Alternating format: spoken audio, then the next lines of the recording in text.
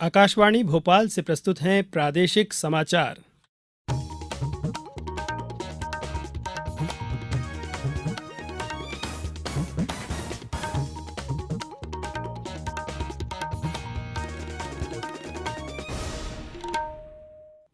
नमस्कार, समाचारों के साथ मैं नवनीत चौबे।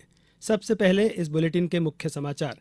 हिमाचल प्रदेश के बिलासपुर में प्रधानमंत्री नरेंद्र मोदी ने 3,650 करोड़ से अधिक की परियोजनाएं जनता को समर्पित की। केंद्रीय गृह मंत्री अमित शाह ने कहा कि मोदी सरकार कश्मीर को लेकर पाकिस्तान के साथ नहीं बल्कि जम्मू कश्मीर की जनता से बातचीत करेगी। संघ प्रमुख मोहन भागवत ने महिलाओं को सशक्त बनाने पर जोर दिया और पूरे प्रदेश में धूमधाम से मनाया जा रहा है विजयादशमी का पर्व। अब समाचार विस्तार से। प्रधानमंत्री नरेंद्र मोदी ने आज हिमाचल प्रदेश के बिलासपुर में 3,650 करोड़ रुपए से अधिक की परियोजनाओं का उद्घाटन किया और आधारशिला रखी। बिलासपुर के कोहटीपुरा में 1,470 करोड़ रुपए से अधिक की लागत से तैयार हुए अखिल भारतीय आयुर्विज्ञान संस्थान को प्रधानमंत्री ने राज्य की जनता को समर्पित किया। 247 एकड़ में बने इस संस्थान में अत्याधुनिक चिकित्सा सुविधाएं उपलब्ध रहेगी। प्रधानमंत्री ने इस दौरान कुल्लू दशहरा रथ यात्रा में भाग लिया। बिलासपुर मैदान में जनता को बधाई देते हुए प्रधानमंत्री ने कहा कि विजयादशमी के अवसर पर राज्य की जनता को शिक्षा और स्वास्थ्य सुविधाओं का दोहरा उपहार मिला है। उन्होंने कहा कि पहले हिमाचल अपने रक्षा कर्मियों के लिए जाना जाता था और अब एम्स बन जाने के बाद चिकित्सा सुविधाओं में भी अपनी पहचान बनाएगा। प्रधानमंत्री ने कहा कि उनकी सरकार ने सभी राज्यों के लिए समान विकास सुनिश्चित किया है और हिमाचल में हुए विकास कार्य जनता के वोट की शक्ति का परिणाम है। प्रधानमंत्री ने कहा कि हिमाचल प्रदेश पहला ऐसा राज्य है जिसने ड्रोन नीति तैयार की है, जिसका लाभ दूरदराज के इलाकों को मिलेगा। इस अवसर पर केंद्रीय सूचना और प्रसारण मंत्री अनुराग ठाकुर ने हिमाचल प्रदेश में विकास परियोजनाओं के शुभारंभ और आधारशिला रखे जाने पर प्रधानमंत्री को धन्यवाद दिया। केंद्रीय गृह मंत्री अमित शाह ने पाकिस्तान के साथ किसी भी तरह की बातचीत से इनकार करते हुए कहा है कि मोदी सरकार केवल जम्मू कश्मीर के लोगों के साथ बातचीत करेगी। उन्होंने कहा कि कश्मीर घाटी से किसी भी कीमत पर आतंकवाद का खात्मा किया जाएगा। उत्तरी कश्मीर के बारामूला शहर में एक विशाल रैली को संबोधित करते हुए गृह मंत्री ने कांग्रेस नेशनल कॉन्फ्रेंस और पीपुल्स डेमोक्रेटिक पार्टी पीडीपी की आलोचना करते हुए कहा कि इन तीन परिवारों ने पिछले 75 वर्षों में जम्मू कश्मीर को बर्बाद कर दिया है। श्री अमित शाह ने कहा कि दो पूर्व मुख्यमंत्रियों नेशनल कॉन्फ्रेंस के डॉक्टर फारूक अब्दुल्ला और पीडीपी नेता महबूबा मुफ्ती क्षेत्र के लोगों के दुखों के लिए जिम्मेदार हैं। उन्होंने कहा कि मोदी सरकार कश्मीर में विकासात्मक और औद्योगिक क्रांति लाई है। गृह मंत्री ने कहा कि पिछले 75 वर्षों में कांग्रेस नेशनल कॉन्फ्रेंस और पीडीपी ने जम्मू कश्मीर में सिर्फ 15,000 करोड़ रुपए का निवेश किया था, जबकि मोदी सरकार ने कुछ ही वर्षों में 56,000 करोड़ रुपए का निवेश किया है। श्री शाह ने कहा कि भाजपा सरकार ने कश्मीर को आतंकवाद से मुक्त करने और इसे फिर से धरती का स्वर्ग बनाने का दृढ़ संकल्प लिया है। उन्होंने कहा कि कश्मीर को आतंक की घाटी से फिर से पर्यटक स्थल में बदल दिया है। उत्तराखंड में केदारनाथ और यमुनोत्री के कपाट इस महीने की 27 तारीख को भाई दूज के दिन बंद कर दिए जाएंगे, जबकि गंगोत्री को इस महीने की 26 तारीख को गोवर्धन पूजा के दिन बंद किया जाएगा। बद्रीनाथ धाम के कपाट अगले महीने की 19 तारीख को सर्दियों के लिए बंद किए जाएंगे। मंदिर समिति ने आज विजयादशमी के अवसर पर यह घोषणा की।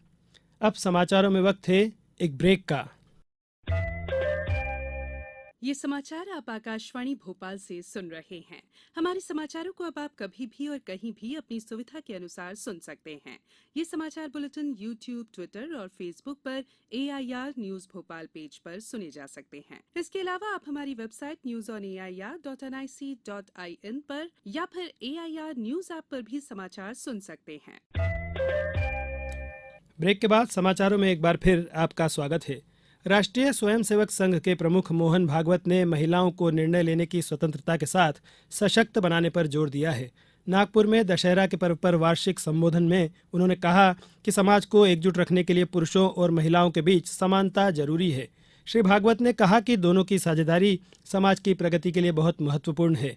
श्री भागवत ने कहा कि आत्मनिर्भरता के पथ पर बढ़ने के लिए भारत को एक राष्ट्र के रूप में परिभाषित करने वाले मूल सिद्धांतों और विचारों को समझना जरूरी है। उन्होंने कहा कि आबादी को संसाधनों की आवश्यकता होती है और जब संसाधनों के बिना आबादी बढ़ती है तो यह बोझ बन जाती है। श्री भागवत ने यह भी कहा कि आमतौर पर अधिक आबादी को श्रम शक्ति के रूप में संपत्ति मान लिया जाता है, पर आबादी को संसाधनों की जरूरत होती है, इसलिए जनसंख्या नीति पर काम करने की आवश्यकता है। उन्होंने मातृभाषा में शिक्षा को बढ़ावा देने के लिए नीति बनाए जाने की हिमायत की। पूरे प्रदेश में आज दशहरा का पर्व धूमधाम और उत्साह के साथ मनाया जा रहा है। मुख्यमंत्री शिवराज सिंह चौहान ने इस अवसर पर अपने निवास पर शस्त्र एवं वाहन की पूजा कर सबके मंगल व कल्याण की कामना की। मंदसौर में दामाद के रूप में पहले रावण की पूजा की गई। उसके पैरों पर धागे बांधकर लोगों ने उत्तम स्वास्थ्य की कामना की। इसके बाद रावण दहन किया गया। सतना में डाली बाबा रामलीला समाज के द्वारा रावण दहन का कार्यक्रम किया गया। शिवपुरी में 41 फीट ऊंचे रावण के पुतले का दहन किया गया। इसके पूर्व निकले चल समारोह में पंजाबी समाज सहित अन्य लोग शामिल हुए। जबलपुर में दशहरे के मौके पर आकर्षक चल समारोह और चलित झांकियां निकाली गई, जिसमें श्री कृष्ण द्वारा गीता उपदेश, लक्ष्मण शक्ति, शिव तांडव, विश्वनाथ कॉरिडोर, गणेश करकासुर युद्ध के साथ ही परमाणु युद्ध के खतरों के प्रति आगाह करती झांकियां निकाली गई। प्रदेश के शेष जिलों से भी पारंपरिक सद्भावना के साथ दशहरा मनाने के समाचार मिले हैं।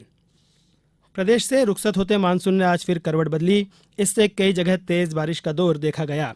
प्रदेश के भोपाल और ग्वालियर चंबल संभाग में तेज बारिश हुई। वहीं छतरपुर, सतना, छिंदवाड़ा, नर्मदापुरम, आगर मालवा, गुना समेत कई जिलों में हल्की मध्यम बारिश दर्ज की गई। मौसम विभाग ने इन जिलों में कल भी बारिश को लेकर अलर्ट जारी किया है। अचानक हुई इस बारिश से दशहरे पर्व की तैयारी पर भी असर पड़ा है। कई जगह रावण, मेघनाथ और कुंभकर्ण के पुतले बारिश से भीग गए, लेकिन दशहरा पर्व को लेकर लोगों के उत्साह में जरा भी कमी नहीं देखी गई। अब कुछ समाचार संक्षेप में। पश्चिम रेलवे की अंतरमंडलीय सांस्कृतिक प्रतिस्पर्धा का आयोजन 23 से 24 सितंबर 2022 तक आयोजित की गई है। छिंदवाड़ा में मध्य प्रदेश गोपालन एवं पशु संवर्धन बोर्ड के अध्यक्ष स्वामी अखिलेश्वरानंद गिरी कल गौशालाओं का निरीक्षण करेंगे। खंडवा में लायंस क्लब द्वारा लंपी वायरस की रोकथाम के लिए 300 से अधिक गोवंश को वायरस के टीके लगाए गए। उज्जैन में महाकाल कॉरिडोर के उद्घाटन को लेकर 11 अक्टूबर को प्रदेश भर के मंदिरों में दीप प्रज्वलन कर विशेष पूजा अर्चना और भजन कीर्तन किए जाएंगे। आज इस बुलेटिन में बस इतना ही। नमस्कार।